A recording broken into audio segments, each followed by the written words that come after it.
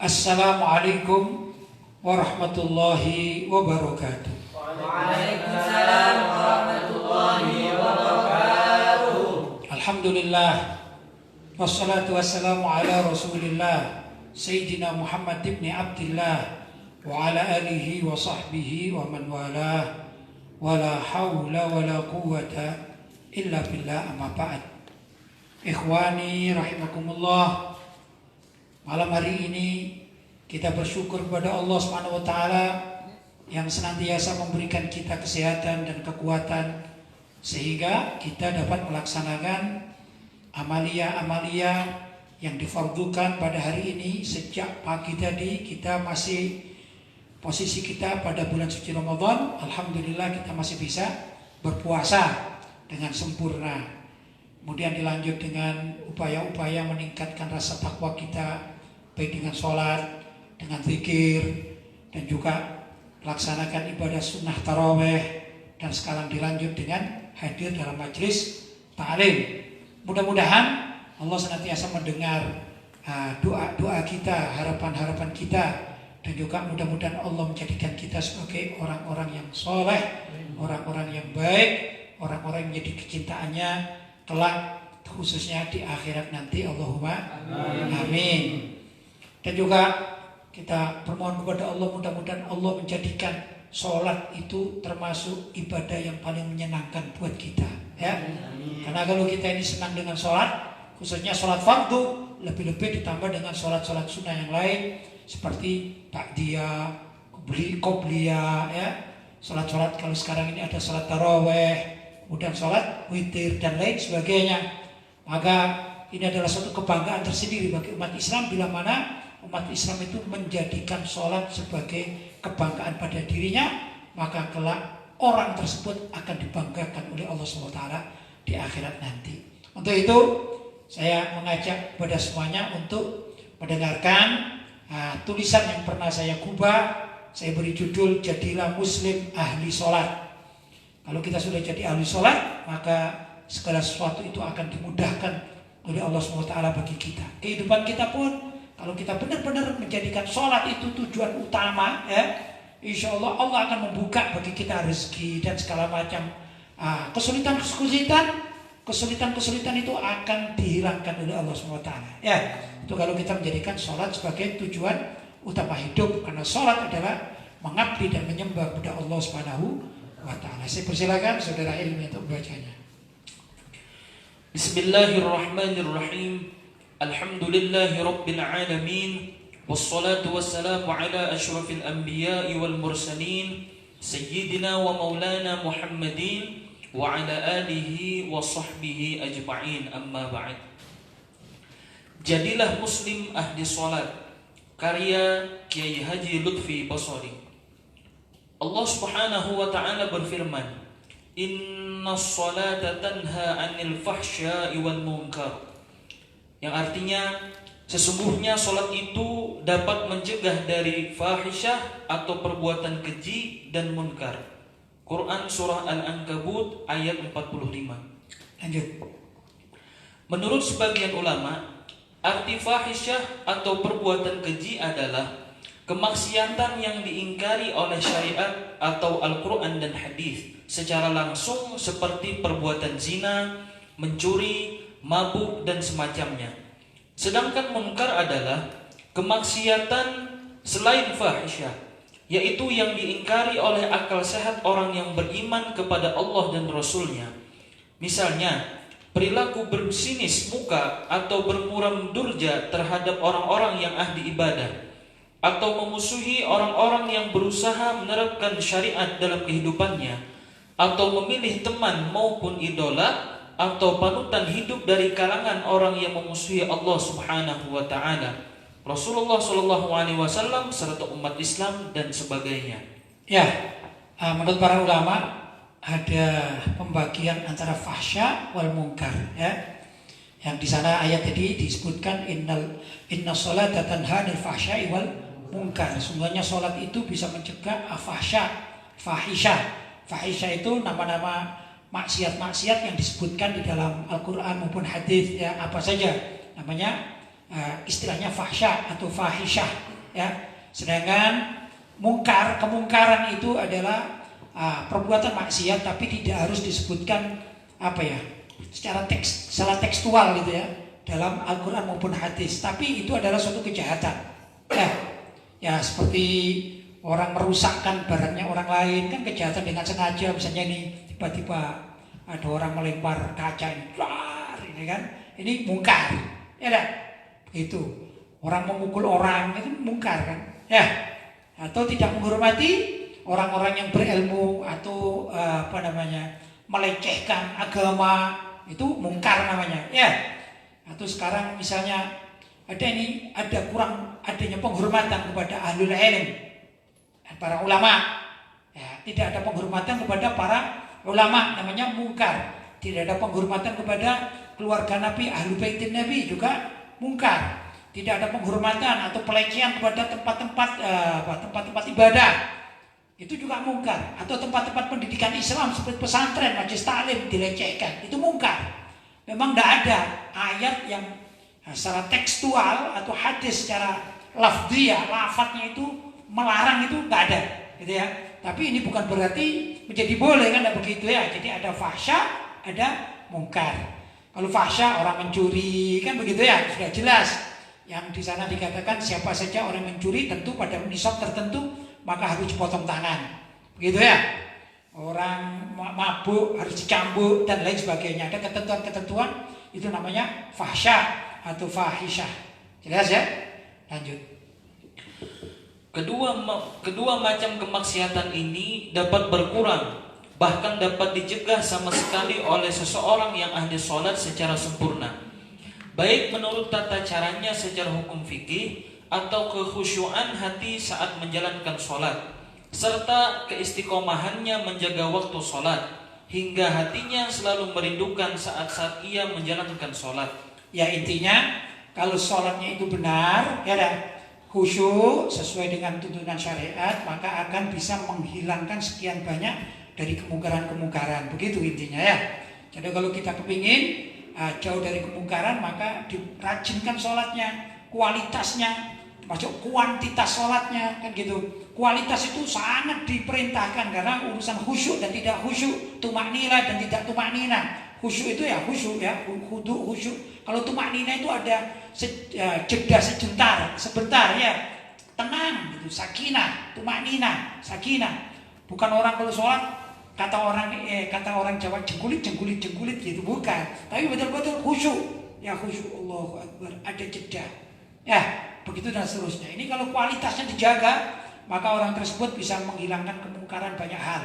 Ya, mungkin tidak 100% bisa menghilangkan kemungkaran yang ada di sekitarnya, tapi mencegah dari sekian persen. Begitu umumnya. Ya, kemudian dari segi khusyuk, kuantitas itu banyaknya sholat, karena banyaknya sholat juga menentukan. Ya, bukan sekedar kualitasnya. Kalau ada orang yang kuantitasnya sering melakukan sholat, bahkan sampai 100 kali, begitu ya, 500 kali, dan banyak ulama-ulama yang begitu kan, ya. Dalam 1 tahun melaksanakan sholat sunnah sekian banyak, itu kuantitas, itu juga berpengaruh. Kenapa? Andai kata ini, misalnya kita ini setiap hari sholat sunnah 100 kali misalnya, berarti kan tidak sempat keluar rumah kan? Kalau tidak sempat keluar rumah, apa ya sempat mencuri? Kan tidak kan? Apa yang sempat maksiat yang lain-lainnya? Adu ayam misalnya, tidak sempat, ya dah. Tapi kalau orang jarang sholat, akhirnya dia di luar, ada orang adu ayam ikut adu ayam, kan gitu ya. Ada orang main remi ikut main remi, ada orang judi ikut judi, kan gitu. Tapi kalau orang itu dalam kehidupannya dibangun dengan sholat, ya ini susah itu loh. Apa ya? Arah sana ini menjadi terkurangi. Ya paling tetap masih ada. Setan itu selalu menggoda ya. Ada kemaksiatan hati dan lain sebagainya. Tapi minimal sudah sekian banyak dari kemungkaran itu terpotongkan oleh amalan sholat. Jadi semakin banyak sholat, semakin banyak mengurangi waktu kemaksiatan, itu kuantitas. Jadi kualitas perlu, kuantitas juga perlu. Jelas ya? Lanjut. Sayyidina Ibnu Mas'ud mengatakan, sholat tidaklah bermanfaat kecuali jika sholat tersebut membuat seseorang menjadi taat kepada syariat. Hadis riwayat Ahmad dalam kitab Az-Zuhud halaman 159. Ya, kata Sayyidina Ibnu Mas'ud ini radhiyallahu taala anhu, salah seorang sahabat Nabi, beliau mengatakan sholat itu tidak bermanfaat kecuali jika sholat tersebut membuat seseorang menjadi taat kepada syariat. Ya, taat syariat itu ya sholat, kan itu aja. Zakat, puasa, haji, tidak banyak berbuat kemungkaran, kan begitu kan? Taat syariat, aturan-aturan. Misalnya mau jualan, ini buka toko besar, terus ada ditawari oleh sales, Pak jualan ini Pak, apa itu? Ini minuman, dilihat ada alkoholnya. Oh enggak, saya tidak mau, karena toko saya nggak mungkin kemasukan alkohol, minuman alkohol, karena minuman beralkohol ini hukumnya haram, minuman keras maksudnya. Dia taat, ya. Ini kenapa? Biasanya karena orang si penjualnya ini sholat, ahli sholat. Tapi kalau penjualnya ini nggak ahli sholat, yang penting ada barang tak jual kan selesai. Begitu. Ya, lanjut. Bahkan orang yang melaksanakan sholat, lantas sholat tersebut tidak dapat mencegahnya dari perbuatan keji dan munkar, maka sang pelaku akan semakin jauh dari Allah akibat kelalaian hatinya di saat sholat. Lanjut. Sayyidina Abu Hurairah menceritakan bahwa ada seseorang yang pernah mendatangi Nabi Shallallahu Alaihi Wasallam dan mengatakan, ada seseorang yang biasa sholat di malam hari, namun di pagi hari ia mencuri. Bagaimana seperti itu? Ya, lanjut. Beliau Shallallahu Alaihi Wasallam berkata, sholat tersebut jika dilakukan secara ikhlas atau khusyuk, suatu waktu dapat mencegah apa yang ia katakan atau lakukan. Hadis riwayat Ahmad. Ya, sebenarnya kalau kita ingin mencegah kemungkaran di mana saja, tegakkan sholat. Kalau di kampung itu adalah tempat kemungkaran, kalau bisa seluruh penduduk kampung kita ajak sholat. Syukur-syukur sholat berjamaah. Kalau itu berhasil, dakwah kita berhasil mengajak seluruh kampung ini untuk sholat berjamaah bersama-sama. Insya Allah di kampung itu gak ada kemungkaran, itu kurang lebih, ya kan? Tapi kan sulit juga ya, kadang-kadang kita mengajak belum tentu orang kampung mau, kan begitu ya? Yang mau alhamdulillah, masya Allah. Maka intinya kalau suatu perkampungan ini menjadi ahli sholat, maka kemungkaran di situ akan terminimalisir lah, kurang begitu, kurang lebih. Ya, lanjut. Nabi Muhammad Sallallahu Alaihi Wasallam bersabda, apabila Allah berkenan memberikan rahmatnya kepada seseorang di antara penghuni neraka, maka Allah memerintahkan kepada malaikat untuk mengeluarkan orang-orang yang pernah beribadah kepadanya. Malaikat mengeluarkan dan mengetahui mereka pernah beribadah kepada Allah dari bekas-bekas sujud, dan Allah telah mengharamkan neraka untuk memakan kening bekas sujud. Sesungguhnya setiap anak Adam itu akan dimakan oleh neraka kecuali bekas sujud. Hadis riwayat Bukhari dan Muslim. Subhanallah, ini hebatnya orang yang senang sholat ya. Orang senang sholat itu akan dijaga walaupun dia ini maksiat ya. Dia senang maksiat tapi tetap sholat, gitu maksudnya ya. Katanya orang sekarang STMJ katanya. Apa itu STMJ? Sholat, S-nya sholat, T-nya terus, ST-M-nya maksiat, J jalan, sholat terus maksiat jalan. Jadi ya imbang begitu ya, berimbang katanya. Ya sholat, ya maksiat. Ya mungkin kehidupan zaman sekarang seperti itu ya. Kehidupan zaman sekarang karena situasi masyarakat seperti itu. Kalaupun tidak maksiat secara zahir seperti mencuri kayak tadi itu ya, main judi tidak begitu. Tapi kadang-kadang kita main WhatsApp aja, macam-macam itu ya. Kita main medsos saja, maksiatnya banyak sekali. Tapi kita sholat, ya kan? Kita sholat. Itu dikatakan apa? STMJ, ya. Sholat terus, maksiat jalan katanya. Tapi apa yang terjadi? Esok di akhirat nanti, ya. Naudzubillah, kalau orang yang STMJ itu ternyata M-nya lebih banyak, maka dia akan masuk neraka. Tapi Allah tidak bakalan meridhoi keningnya yang bekas sholat untuk dimakan api neraka. Akan tetap. Kenapa? Karena kening kalau sujud ini pertanda bahwa orang tersebut menyembah Allah. Itu yang dijaga oleh Allah SWT. Jadi walaupun badannya rusak tapi keningnya yang dijaga oleh Allah SWT. Ini apa? Pertanda nanti suatu saat kalau hukumannya sudah selesai, maka malaikat ini akan mengangkat dia, dilihat keningnya min asari sujud. Mana yang keningnya itu ada asar sujud. Asar sujud itu bekas sholat. Bukan berarti harus hitam-hitam, tidak. Ya. Kalau hitam-hitam itu gak mesti. Kadang juga ada orang yang sakit sehingga hitam. Nggak harus. Kadang ya memang begitu. Kadang intinya begini, min athari sujud tidak harus kelihatan di muka bumi. Apalagi kalau kita misalnya, wah biar kelihatan ini misalnya kita cari batu ini misalnya ya. Ya, batu asahan apa untuk apa? Asan untuk pisau itu ya. Wah, biar min athari sujud ada bekas sujudnya kita gosok tiap hari begini ya. Gimana itu? Ya bukan itu maksudnya. Tapi min athari sujud, bekas sujud ini kadang-kadang orang yang putih tetap putih. Tapi Allah memberikan nur, cahaya tersendiri karena dia sujud. Tidak kelihatan. Begitu, ya. Apalagi kalau di akhirat nanti. Tambah tidak kelihatan di dunia, tapi athar sujud, orang yang senang sujud itu akan munawwar, bercahaya. Begitu kurang lebih. Biasanya orang itu senang kalau melihat wajahnya orang yang suka sujud itu menyenangkan bagi orang-orang yang sesama beriman. Begitu biasanya. Jelas? Lanjut. Bekas sujud yang dimaksud tidak harus tampak saat di dunia, misalnya dengan hitamnya kening seseorang. Namun pengertian ini sangatlah maknawiyah sekali, bahkan tidak harus kasat mata. Baik, saya katakan begini. Min athari sujud, bekas sujud itu bagaimana? Melihatnya bagaimana? Itu sama dengan orang dikatakan orang ini berwibawa, harisma. Dilihat dari mana harisma? Gak bisa. Misalnya sekarang secara dohir ya, ada Ustadz Hadi, ada saudara Ilmi. Secara penampilan biasa-biasa saja. Nggak bisa sih cari ini dua orang ini mana yang harisma kelihatan di mananya ya harisma di mana? Nggak bisa. Ya, tapi kadang-kadang ada orang penampilannya biasa, cuma dia haibah, dia punya sifat haibah, sehingga orang itu melihat saja sudah merasa bergetar. Aduh, saya kalau ketemu fulan bin fulan ini saya merasa ada gimana gitu ya, ada rasa haibah, harisma. Itu kan nggak bisa, nggak ada tulisannya harisma, nggak ada ya, atau ada jintik-jintiknya gimana, atau kalau dikatakan, ini masya Allah wajahnya munawwar, terus ada seperti senter gitu, ya enggak juga, enggak begitu. Tapi orang lain mengatakan luar biasa orang ini harisma, jadi ada suatu maknawiyah yang tidak bisa dipungkiri. Tapi apabila orang tersebut, tokoh tersebut hadir di tengah-tengah umat, maka ada nilai tersendiri. Begitulah namanya harisma. Jadi harisma atau atharus sujud tidak harus penampilan yang zahir, tidak. Penampilan yang zahir ini penting, bersih, indah, penting. Tapi untuk urusan harisma tidak begitu. Ya, ada anekdot ini. Saya baca ini.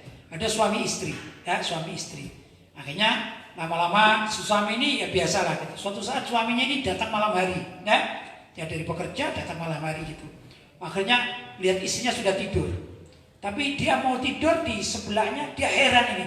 Masya Allah, lama-lama istriku ini khusyuk ya, sholatnya khusyuk sampai wajahnya ini munawwar, bercahaya, ya. Ini luar biasa kan. Kamarnya sudah agak gelap, itu digelapin malam hari gitu ya. Ternyata istrinya ini itu dalam keadaan dia berselimut, tertutup selimut ini. Ya, tapi itu cahayanya ternyata bisa menembus selimutnya ini. Subhanallah. Bisa apa akhirnya? Dek gitu, dibuka. Apa mas? Subhanallah, ternyata HP gitu. Cahaya handphone ternyata ya. Dia baca, ternyata WhatsApp ini ya. Bukan gitu namanya harisma, jelas ya. Lanjut. Seperti juga seseorang yang ahli zikir atau ahli baca Al-Quran, lantas dikatakan wajahnya bersinar. Ini bukan berarti wajahnya bersinar saat di dunia seperti sinarnya lampu yang menyoroti orang-orang yang memandangnya. Namun kelak di akhirat, wajahnya akan bersinar hingga dapat membedakan dirinya dengan orang lain yang malas beribadah. Namun umumnya wajah ahli ibadah itu enak dan nyaman dipandang oleh kalangan orang-orang yang beriman sejak hidup di dunia. Ya, kurang lebih begitulah. Sekarang kan ada istilahnya orang-orang yang alim, orang-orang yang ahli ibadah ya, kemudian orang yang menyenanginya ya, pecinta-pencintanya kan ada gitu orang. Begitulah kurang lebih. Ada rasa nikmat melihat orang tersebut. Maaf ini ya, maaf. Kadang-kadang saya nggak menyebut naudzubillah satu persatu orang tidak. Misalnya kadang-kadang orang itu secara standar penilaian, misalnya ada orang laki-laki gitu ya. Kalau ditawarkan kepada wanita yang normal, maksudnya wanita yang cantik, normal gitu ya, ditawari, kamu mau nggak menikah dengan ini? Itu pertimbangan wajahnya, gak masuk ini, gak masuk kriteria, ya, karena tidak ganteng dia ini, paham? Tidak ganteng, mungkin lebih transparan saya katakan jelek lah orang ini, ya, paham ya? Itu begitu, sehingga kalau mau ditawarkan nikah dengan wanita-wanita yang sedikit punya penampilan wow gitu ya, gak bakalan mau nih umumnya. Kenapa? Ini kebetulan si laki wajahnya di bawah standar, misalnya gitu. Mohon maaf gitu ya, saya katakan di bawah standar. Tapi kalau orang ini ahli ibadah, si laki ini atau punya ilmu, ahli ibadah dan luar biasa, punya harisma, padahal wajahnya jelek, kasarnya begitu aja. Ini kadang-kadang menjadi rebutan orang-orang soleh. Kalau tadi wanita-wanita yang berebut ini wanita-wanita yang sifatnya ini sifat yang wah, apa istilahnya ya, penampilan yang begitulah ya. Tapi kadang-kadang menjadi rebutan muslimah solehah. Ya, saya mau deh kalau kamu jadi menantu saya, atau saya mau kau nikahi, padahal orangnya biasa-biasa saja. Kenapa? Ada daya tarik. Kadang begitu. Kenapa? Karena orang ini membawa ilmu, membawa ibadah, membawa sholat, membawa zikir, membawa dan sebagainya, sehingga namanya bukan kecantikan lagi, namanya ketampanan itu terpancar dari dalam.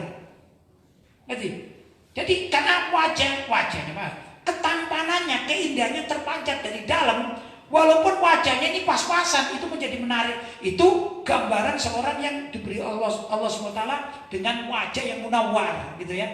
Itu dengan wanita, belum lagi dengan sesamanya, kan gitu ya.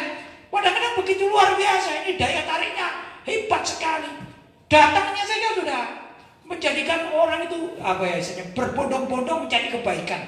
Luar biasa. Ya, ini sering terjadi. Paham ya?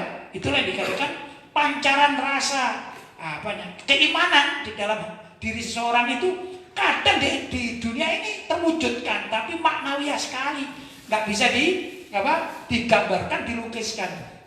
Kalau orangnya ganteng, tampan, orangnya ahli ibadah, orangnya alim, itu maklum. Ini enggak, saya katakan orangnya biasa-biasa saja. Mungkin dari segi ketampanan menurut standar wanita-wanita yang pencari laki-laki suka menikah dan segala macam ini, ya dah, dikatakan ini di bawah standar, tapi menarik, ya gitu loh maksudnya.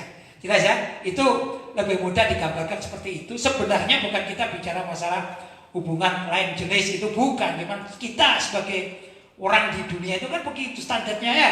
Maka perlulah orang itu menumbuhkan dirinya untuk menjadi orang yang luar biasa dari dalam. Bukan penampilan luar saja, tapi dari dalam menyenangkan dengan cara aktif sholat, zikir, sholawat pada Nabi, hadir majlis taklim dan lain sebagainya. Ya kan? Dan utamanya menjadi orang alim. Kalau sudah menjadi orang alim, maka daya tariknya menjadi berbeda. Itulah namanya maknawiyahnya. Jelas? Ada lanjutan? Sudah selesai. Baiklah, kita lanjutkan sekarang dengan pertanyaan-pertanyaan. Saya persilakan Ustaz Dedi untuk membacakan apa yang sudah masuk. Silakan Ustaz. Baik, alhamdulillah Pak Kiai. Pada malam hari ini kita sudah ada beberapa pertanyaan yang sudah masuk. Pertanyaan pertama dari hamba Allah dari Tangerang. Assalamualaikum warahmatullahi wabarakatuh. Waalaikumsalam warahmatullahi wabarakatuh. Ini dari Tangerang ini aktif ini ya. Istiqomah ya. Terima kasih saudara kita yang dari Tangerang ikut berpartisipasi mengirimkan pertanyaan-pertanyaan. Saya ucapkan ribuan terima kasih juga kepada yang lain-lain yang sudah mengirimkan pertanyaan-pertanyaannya, karena niat kita adalah menghidupkan bulan suci Ramadan, memakmurkan bulan suci Ramadan. Maka pada semua saja yang sudah pernah bertanya lewat WhatsApp ya, yang sudah diumumkan, saya sebagai pengasuh di tempat ini mengucapkan ribuan terima kasih. Dengan adanya pertanyaan ini maka majelis kita semakin hidup. Ya dah, mudah-mudahan mendapatkan ridho dari Allah SWT. Lanjut Ustaz. Afwan izin bertanya terkait zakat fitrah. Baik. Waktu akhir pembayaran zakat fitrah itu kan sebelum imam melaksanakan sholat Idul Fitri. Baik. Bagaimana dengan kami yang sholat idnya di rumah masing-masing dan tidak ada masjid yang menyelenggarakan sholat Idul Fitri? Apa patokan waktu akhir pembayaran zakat fitrah? Terima kasih. Baik. Begini loh, ini yang banyak orang menyalahfahami. Jadi mengeluarkan zakat fitrah itu ada namanya waktul jawaz. Waktu boleh, mulai awal Ramadan sampai akhir Ramadan namanya waktul jawaz. Saya pun alhamdulillah sudah mengeluarkan zakat. Jadi tak nunggu nanti, saya sudah selesai. Zakat saya sudah saya serahkan kepada fuqara dan masakin. Alhamdulillah sudah tidak punya tanggungan saya. Itu namanya waktul jawaz. Kapan itu? Bahkan pertengahan Ramadan saya ini. Pertengahan Ramadan sudah saya salurkan. Jadi nggak ada namanya terlambat. Alhamdulillah selesai tugas saya. Saya mikirkan yang lain-lain. Ya, itu pertama. Kemudian waktu jawaz, waktu yang boleh. Kedua waktu afdol, fadl, ya. Itu yaitu malam takbiran. Waktu afdol, ya paling afdol. Malam takbiran sampai khotib tuh naik ke mimbar. Bukan ke mimbarnya, ya ke mimbar lah, atau sholat lah, sampai sholat Idul Fitri. Kan sholat dulu baru khutbah ya. Jadi malam takbiran, Allahu Akbar, Allahu Akbar, Allahu Akbar, la ilaha illallah, Allahu Akbar, Allahu Akbar, walillahil hamd. Malam itu bayar zakat afdol. Sampai bermalam esok, kalau sholatnya kalau di tempat kita ini biasanya jam 6 atau setengah 7 ya. Isyraq itu jam 6 lah kurang lebih ya, lebih sedikit. Beberapa masjid melaksanakan setengah 7 ya. Ini kalau tidak ada COVID ya, tidak ada COVID apa 9-10 ya, tidak ada COVID-19, tidak ada corona. Maka biasanya ada yang jam 6 lebih 10 tergantung tempatnya. Itu dikatakan sudah isyraq atau jam setengah 7 begitu ya. Nah sebelum jam setengah 7 itu sudah bayar. Jadi pulang, berangkat dari rumah dengan membawa beras diberikan pada fuqara. Itu wajibnya. Itu waktu fadl. Sudah waktu fadl ya diterima. Tapi kenapa sih tidak sekarang kok? Tadi ada pertanyaan nanti khawatir gimana yang nanti kita sholat di rumah. Ya sekarang aja bayar. Kok repot-repot amat gitu ya? Sekarang aja bayar. Padahal kawan-kawan ini yang bertanya di Tangerang, sekarang aja bayar. Apalagi itu malaman sekarang ya, malam 20 berapa? Malam 29 ya sekarang. Sekarang aja bayar, nggak susah-susah. Mikirin nanti bagaimana? Susah nanti ya. Nah sudah. Ada waktu karoha, waktu makro, tapi tetap sah. Apa itu? Setelah khotib turun dari mimbar. Biasanya orang salaman-salaman itu, Allahumma sholli ala Muhammad, ya Rabbi sholli alaihi wasallim. Kan gitu kan biasanya dengan beberapa kebiasaan di masjid-masjid musola-musola salaman-salaman itu ya. Nah, itu sampai menjelang azan maghrib itu boleh masih. Jadi boleh tapi makro. Kalau makro itu ya pahalanya kurang, namanya makro. Tapi kenapa tidak sekarang aja waktu jawaz pahalanya tetap. Nah kalau setelah maghrib baru ini namanya haram. Waktu tahrim, adzan maghrib di lebaran pertama itu haram mengeluarkan zakat maksudnya. Artinya tetap wajib tapi dosa dia. Itulah yang dikatakan bila mana dia mengeluarkan zakatnya itu isya atau lagi besok sudah terhitung kodok, tapi namanya kodok itu namanya sedekah biasa, pahalanya seperti sedekah biasa walaupun itu kodokan terhadap zakat. Jadi saya menganjurkan sekarang aja bayar. Kok usah nunggu nanti kok repot-repot amat sih. Gitu loh ya. Diberi waktu berapa? 30 hari waktu jawaz. Kenapa nggak dipergunakan? Kalau saya alhamdulillah sudah saya laksanakan. Apalagi kalau khawatir kayak gini, gimana saya nanti, gimana begini. Ya sudah sekarang aja dikeluarkan. Jelas? Lanjut.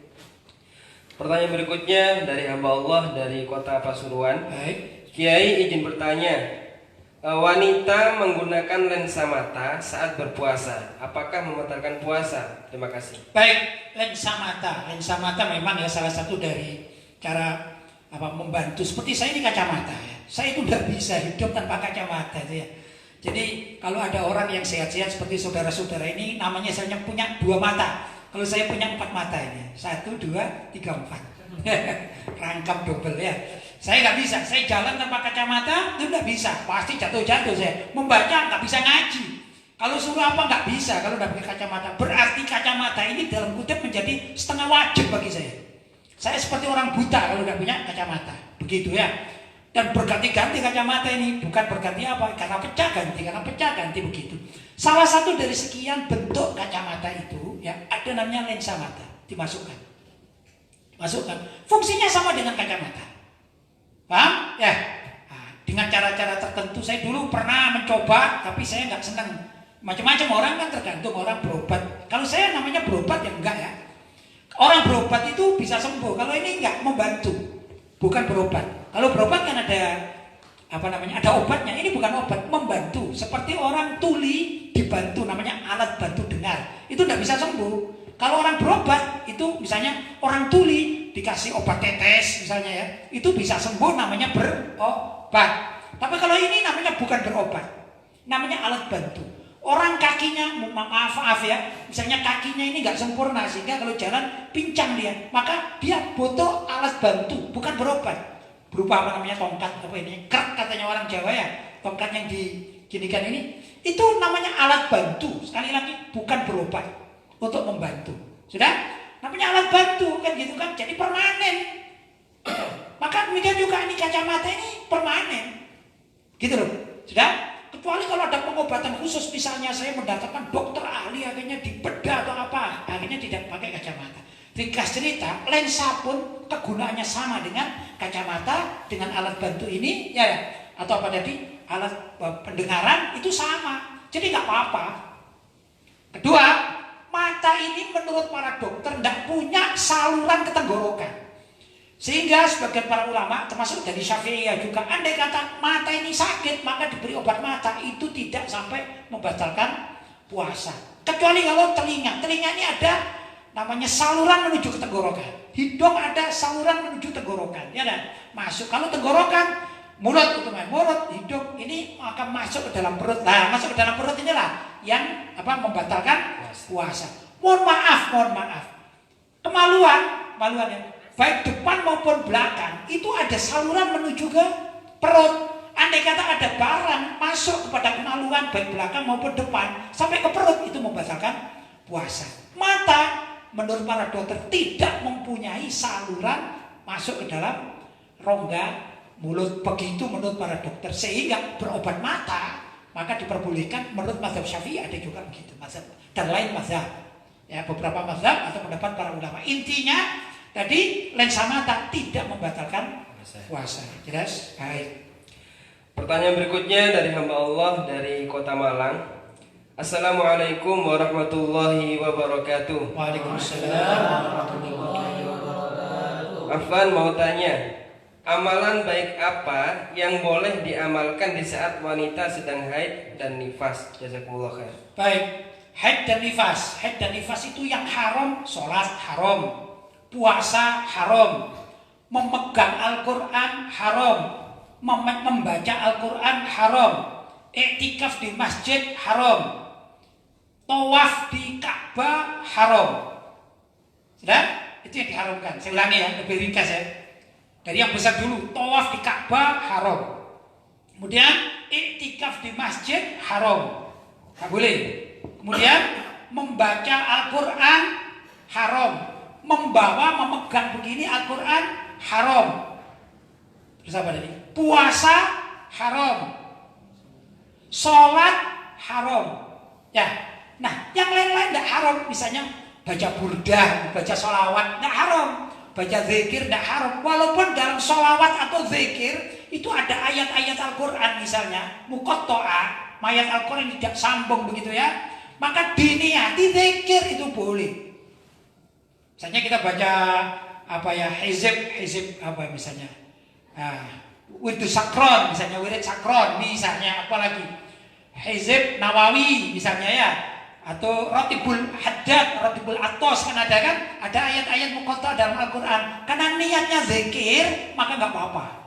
Maka kalau saya menganjurkan orang yang haid, kalau memang dia dalam keadaan kosong gitu ya, dia nganggur gitu, kalau udah mutola'ah buku, memang bukan ahli ilmu dia, ya, bukan ahli ilmu, mutola'ah gimana, atau ibu rumah tangga, lebih banyak di dapur, maka baca sholawat yang banyak. Baca sholawat yang banyak, begitu. Dan istighfar. Sholawat atau istighfar itu paling enak, paling bagus, karena tidak mengandung ayat-ayat Al-Quran gitu. Pakai sholawat yang ringan apa saja lah. Allahumma shalli ala sayyidina Muhammad wa ala ali sayyidina Muhammad misalnya, tidak masalah. Tapi terus dia sambil masak, sambil beraktivitas, kalau punya anak sambil merawat anaknya, ya kan? Atau baca istighfar. Ya kalau ada tasbih, ya alat tasbih. Sekarang ada yang dipegang gini itu, yang dimasukkan kan ada gitu ya. Tidak harus yang pakai apa batu-batuan itu ya, biji-bijian ada kan sudah macam-macam ya. Itu bisa dipakai. Kalau bisa diletakkan di kiri misalnya, karena yang tangan ini untuk nyapu, untuk apa dan segala macam, maka klik ya, subhanallah, subhanallah, subhanallah, astagfirullah, astagfirullah, astagfirullah. Begitu sebanyak-banyaknya. Ini sangat baik. Atau baca sholawat, Allahumma shalli Muhammad, Allahumma shalli ala Muhammad wa ala ali sayyidina Muhammad, Allahumma shalli ala sayyidina Muhammad wa ala ali sayyidina Muhammad. Demikian dan seterusnya. Itu amalan bagi orang yang haid dan nifas yang termudah dan terbaik. Apa zikir kepada Allah SWT atau berselawat kepada Nabi Muhammad SAW di setiap waktu, selagi dia bisa. Lanjut Ustaz. Pertanyaan berikutnya dari hamba Allah dari Kalimantan. Kiai mau tanya tentang mimpi. Kalau saya mimpi guru saya, tapi dalam mimpi itu saya dimarahin sama guru saya, itu baik apa buruk? Terima kasih. Baik. Mimpi pertama, mimpi itu dikatakan juz'un min alamatin nubuwah. Ar-ru'yah as-solihah, mimpi yang baik itu juz'un min alamatin nubuwah, adalah bagian dari sekian banyak. Nah, Allah SWT itu menurunkan mukjizat kenabian itu lewat mimpi. Seperti Nabi Ibrahim, mimpi menyembelih anaknya, ya dan lain sebagainya. Nabi Yusuf juga, ya mentakwil ru'ya mimpi dan lain sebagainya. Jadi masih banyak ya. Riwayat-riwayat tentang mimpi itu masih banyak. Rasulullah pun juga kadang-kadang mimpi untuk mendapatkan perintah Allah, Al-Quran wahyu dan lain sebagainya. Masih banyak lah metode-metode yang Allah SWT terapkan dalam dunia kenabian dan kerasulan. Sudah dikatakan ar-ru'yatus sholihah juz'un min alamatin nubuwah, ya, juz'un minan nubuwah atau juz'un min alamatin nubuwah. Mimpi yang baik itu adalah sebagian dari kenabian atau cara Nabi mendapat wahyu dari Allah SWT. Baik, itu yang perlu kita pahami. Saya punya guru namanya Syekh Abdullah Dardum, Syekh Abdullah Ahmad Dardum. Beliau mengatakan, ar-ru'yatus sholihah tasurru wa la tahurru. Ar-ru'yatus sholihah, mimpi yang baik itu tasurru, akan menyenangkan dirimu, wa la tahurru, dan tidak akan menipu dirimu. Nah, begini, sekarang ada murid mimpi gurunya itu sudah bagus, ya enggak? Berarti gurunya ini ada ta'alluq. Apa ta'alluq itu? Ada keterkaitan guru dengan murid. Kalau misalnya mimpi gurunya dan gurunya itu marah-marah, maka yang perlu dikoreksi adalah dirinya yang mimpi itu. Saya habis berbuat apa yang sekira guru saya itu tidak suka, walaupun gurunya sudah meninggal dunia. Misalnya gitu, misalnya saya punya guru Abu Yazid Muhammad bin Ali Al-Maliki. Misalnya. Waktu hidup saya dapat wasiat sama beliau misalnya. Hei Lutfi, kamu sekali-kali jangan hutang ya, sama sekali jangan pernah hutang. Aku tidak suka punya murid yang hutang. Misalnya hutang uang. Misalnya ini ya, misalnya itu wasiat. Sudah selesai. Guru saya wafat, lama wafat. Tiba-tiba saya kepepet ini, lupa. Kadang-kadang wasiat guru itu kan lupa. Kadang-kadang namanya sudah lama gitu. Kepepet lagi, apalagi kena COVID. 19 ini ya, COVID-19 ini. Waduh, pusing saya. Ada kawan yang baik, misalnya saudara Ilmi ini, saya lihat dia punya uang, saya bilang, saudara Ilmi, saya ini kepepet, saya ini boleh enggak saya hutang? Ya 1 bulan aja lah, insya Allah segera saya bayar nanti 1 bulan nanti. Insya Allah saya masih punya sesuatu yang akan saya jual. Begitu, terpaksa saya hutang. Memang urusan hutang kan tidak dosa, ya enggak? Urusan hutang itu tidak berdosa, ya enggak? Tapi kan saya diwasiati oleh guru saya jangan sampai hutang. Maka ada kemungkinan kalau saya mimpi guru saya marah itu. Berarti apa? Ada sesuatu wasiat dari guru saya yang saya tinggalkan, itu saya langgar. Sehingga apa? Terjadi guru saya marah di dalam mimpi tersebut. Mungkin terjadi begitu. Maksudnya ini peringatan dari seorang guru yang perlu diperhatikan. Dicari, diteliti, kira-kira aku harus berbuat apa itu ya? Begini ya. Ini yang terpenting agar gurunya menjadi senang lagi. Kalau tadi masalah hutang, misalnya masalah hutang, segera saya bayar. Sebisa mungkin saya tidak hutang lagi biar guru saya senang. Begitulah kurang lebih. Namanya mulahadhah minas syekh. Mulahadhah itu perhatian dari guru sampai dibawa ke arah mimpi pun demikian. Itulah rohnya orang yang baik. Ar-ruhu junudun mujannadah. Al-arwahu junudun mujannadah. Roh seorang itu selalu keterkaitan. Rohnya orang baik selalu berdiskusi atau bertemu, berhubungan dengan orang-orang baik. Maka kalau gurunya ini ada orang luar biasa, seperti saya contohkan Abu Yasin Muhammad bin Ali al-Maliki, ya, guru saya misalnya. Terus saya bermimpi beliau, berarti roh saya ini terus berhubungan dengan beliau. Kalau saya salah, mungkin saya ditegur lewat mimpi tersebut. Oh, berarti ini perhatian dari seorang guru, begitu. Jelas? Baik.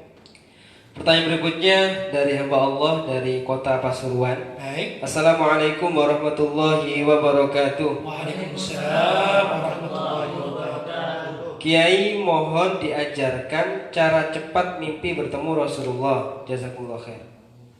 Waalaikumsalam warahmatullahi wabarakatuh. Allahumma shalli ala sayyidina Muhammad. Allahumma shalli ala sayyidina Muhammad. Allahumma shalli ala sayyidina Muhammad. Ini minta diajari cara cepat mimpi Rasulullah sallallahu alaihi wasallam.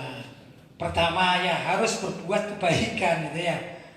Ya repot juga kalau cara cepat itu repot ya. Ini kan mimpi Rasulullah itu kan tidak semuanya tidak mudah gitu ya. Orang mimpi Rasulullah tidak mudah. Bukan berarti tidak mungkin. Dan orang ingin mimpi Rasulullah itu tidak harus, mohon maaf, tidak harus menjadi seorang wali dulu. Kadang-kadang orang punya persepsi salah. Kalau tidak jadi seorang wali kekasih Allah, tidak mungkin mimpi Rasulullah. Tidak begitu juga. Tidak begitu juga. Orang-orang awam pun bisa, asalkan mau. Ya, antara lain mau itu memang menginginkan. Dia itu merindukan Rasulullah SAW dalam kesehariannya. Hatinya terus ta'alluq. Ta'alluq itu mengaitkan diri dengan Rasulullah. Ya, standar kehidupannya itu Rasulullah begitu. Ya, kiblatnya idolanya Rasulullah SAW. Kemudian itu dalam kesehariannya ya. Kan macam-macam orang itu ya. Contoh begini, ada orang senang bola, maka kesehariannya itu bola. Mulai bangun tidur langsung pakai celana apa namanya ini? Celana main bola, celana apa namanya? Seragam bola, ya dah, kostum bola. Bangun tidur berkostum bola, sudah. Sarapan pun berkostum bola dia. Terus mandi, setelah mandi maklum, kemudian setelah pulang keluar dari kamar mandi udah pakai kostum apa? Dia pakai kostum bola. Terus nanti jam 9 akhirnya dia main bola. Terus sampai malam, sampai tidur berkostum bola. Ini berarti orang tersebut gandrung bola atau gibol namanya. Gila bola. Ya, ini bola namanya. Jelas? Mungkin dia mimpinya mimpi bola mungkin ya. Nah, kalau kita mewarnai hidup kita ini cinta Rasulullah, seakan-akan kita bangun itu sudah kepingin jumpa Rasul. Kita begini mandi pun pikiran kita kapan aku mandi ini mau berjumpa Rasulullah. Paham ya? Terus dalam kehidupan sampai tidur pun dia berbayang-bayang aku ini mau jumpa Rasulullah. Orang seperti ini ya, kalau tadi bola namanya gibol, kalau orang sini ada pecinta yang hakiki Rasulullah. Ini lebih mudah untuk mimpi berjumpa Rasulullah Shallallahu Alaihi Wasallam. Dalam ucapannya katanya, aku ketemu sama kawan-kawanku, ya ditanya mau kemana, ya tak jawab mau ke pasar, aku mau beli ini. Tapi waktu pergi ke pasar ucapannya cuma sholawat karena tadi itu kayak yang orang gila bola itu semuanya perilakunya ini pokoknya bola.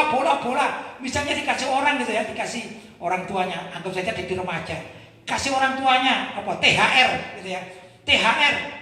Saya nggak ngerti harga bola misalnya. Dikasih uang 1 juta misalnya, wah semuanya belikan bola, koleksi bola, sampai bolanya itu satu almari sendiri kan gitu kan. Nah ibarat seperti itu ya, tapi ini jelas berbeda.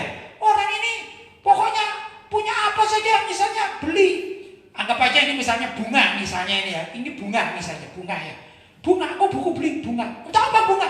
Aku persembahkan untuk Rasulullah, misalnya begitu. Sehingga dia ini menggantung betul. Terus ditambah dengan baca sholawat yang banyak. Ya, ada beberapa sholawat yang diyakini kalau dibaca sering dengan kriteria orang tadi itu yang pecinta sejati ya, luar biasa pada Rasulullah Shallallahu Alaihi Wasallam, sudah pikirannya hanya Rasulullah saja, ditambah dengan beberapa sholawat. Kalau yang pernah saya dapatkan itu antara lain sholatul fatih.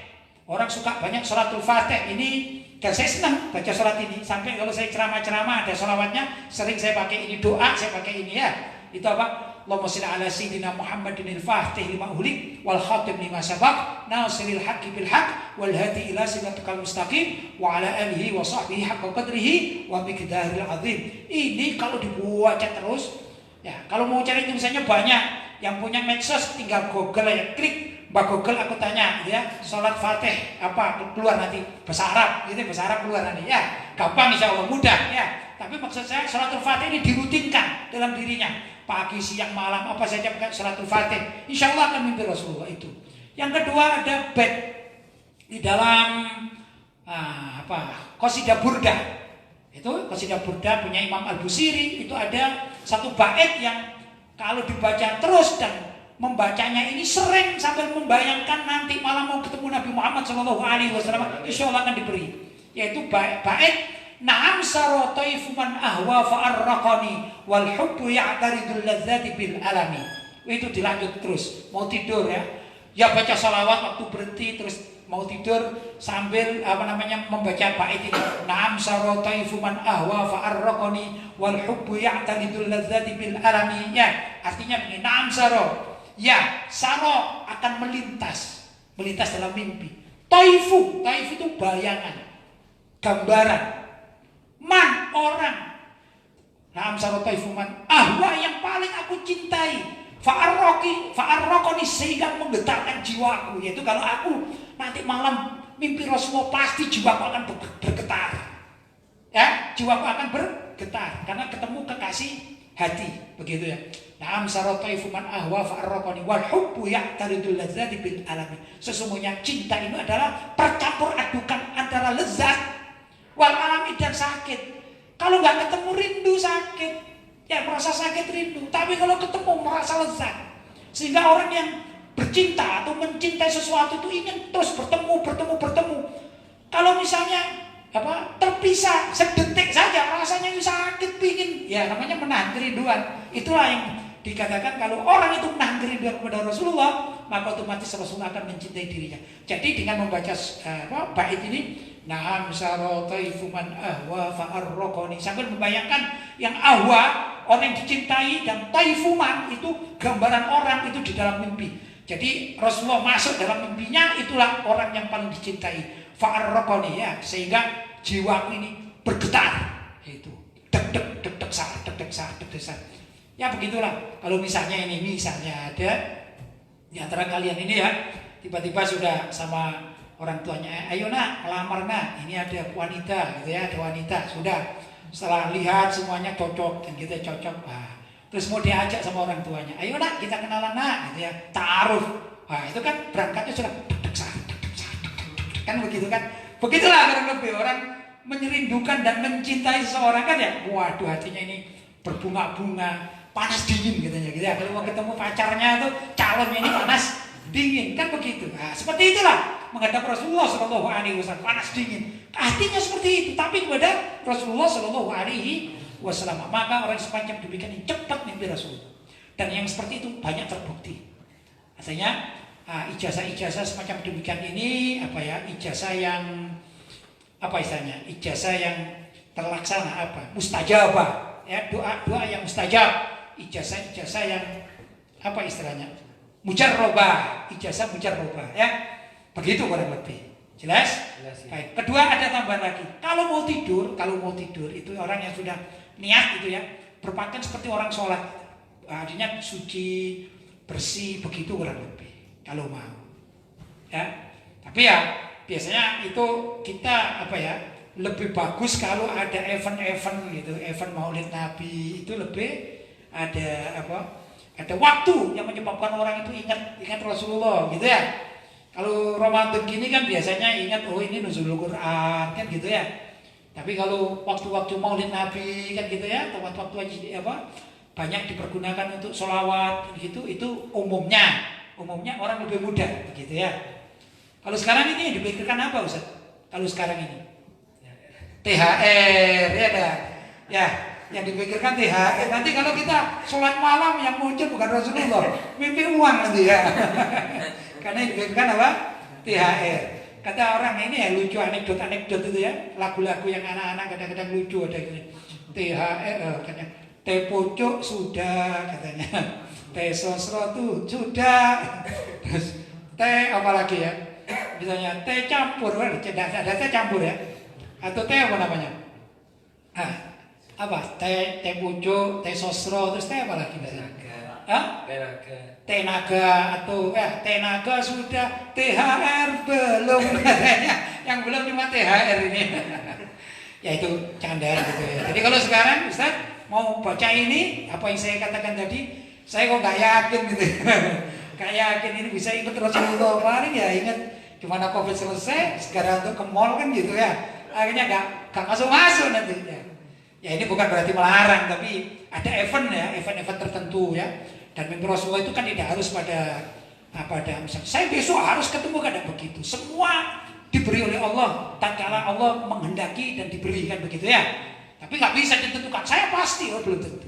Siapapun orang, saya pasti bertemu Nabi dalam mimpi, belum tentu. Tapi orang yang diberi keistimewaan oleh Allah ya untuk bisa berjumpa Nabi Muhammad SAW dalam mimpi, maka kelak menurut hadis-hadis, kelak sebelum meninggal dunia dia bisa berjumpa dengan Rasulullah secara yakodotan, secara langsung. Kalau orang tersebut sudah memiliki derajat tinggi, maka di saat dia berjumpa Nabi Shallallahu Alaihi Wasallam derajatnya akan ditambah. Tapi kalau ada orang gini, saya pernah dapat cerita dan juga membaca, ada orang mimpi Rasulullah Shallallahu Alaihi Wasallam wajahnya jelek, hasil luar biasa jeleknya. Maka orang yang mimpi ini bertanya kepada seorang syekh alim, "Syekh, kenapa saya kok mimpi Rasulullah wajahnya jelek? Padahal Rasulullah kan ganteng, tampan, luar biasa begitu kan?" Maka dijawab sama syekhnya begini, "Ya itu perilakumu yang gak baik. Kamu diingatkan, sudah untung kamu diingatkan. Kalau kamu tobat dari perilaku yang tidak baik itu, maka suatu saat engkau akan berjumpa Rasulullah dalam keadaan baik dan derajatmu akan diangkat. Semua maksiatmu akan diampuni oleh Allah SWT." Jadi begitu ya. Jadi jangan nanti kalau misalnya loh, saya kok mimpi Rasulullah kok gak cocok dengan riwayat-riwayat Rasulullah begitu tampannya, indahnya, bercahaya gitu ya. Tiba-tiba itu adalah perilaku kita yang kurang sempurna. Diingatkan seperti tadi, mimpi ketemu syekhnya. Kan kok syekhnya marah-marah. Kadang-kadang kalau kita datang pada syekhnya, "Syekh, semalam apa engkau marah-marah?" "Enggak, saya enggak marah-marah." "Loh kok engkau marah-marah dalam mimpi?" "Bukan, itu perilakumu yang enggak benar." Begitu ya. Jelas kalau mimpi Rasulullah dalam keadaan enggak baik, itu perilakunya yang perlu dibenahi untuk menjadi lebih baik. Tapi sudah untung daripada enggak ada yang ingatkan, kan begitu. Jelas? Masih ada pertanyaannya? Sudah habis. Alhamdulillah sudah habis. Mudah-mudahan apa yang kita bahas ini ada manfaatnya. Dan sekali lagi kepada semua para santri dan juga para hadirin, hadirat atau yang mendengarkan pengajian ini, insya Allah pengajian kita ini atau Majlis Taklim Ribat Al-Murtadha yang kita laksanakan setiap habis salat tarawih ya, ini nanti berakhir pada malam takbiran. Kalau sudah malam takbiran, majlis ini kita tutup ya. Kalau sehari sebelumnya tetap kita laksanakan. Begitu ada pengumuman bahwa esok hari itu adalah hari raya, ya dah. Kira-kira hari apa Ustaz? Ada yang bilang hari Ahad, terus ada yang bilang Senin gitu ya. Saya lupa, saya kurang membacanya ya. Tapi barangkali begitu ya. Nanti kita lihat hari Sabtu itu bagaimana. Kan berarti esok lusa. Hari Sabtu, kalau hari Sabtu itu ternyata takbiran, berarti selesai pengajian. Habis Isya kita berarti nggak tarawih kan? Ya, dan selesai pengajian ini kita tutup. Begitu ya. Nah, ada pengajian untuk yang sekarang ini live streaming. Untuk berikutnya akan kita pikir ulang lah. Dan kita melaksanakan kewajiban kita pada bulan Sya'ban, sunah-sunah bulan Syawal ya dah. Apa kesunahan-kesunahnya akan kita laksanakan sebagaimana juga di tempat-tempat yang lain. Jelas ya?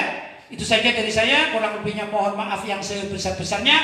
Hadza ma aqulu lakum wal afu minkum. Wassalamualaikum warahmatullahi wabarakatuh. Waalaikumsalam warahmatullahi wabarakatuh.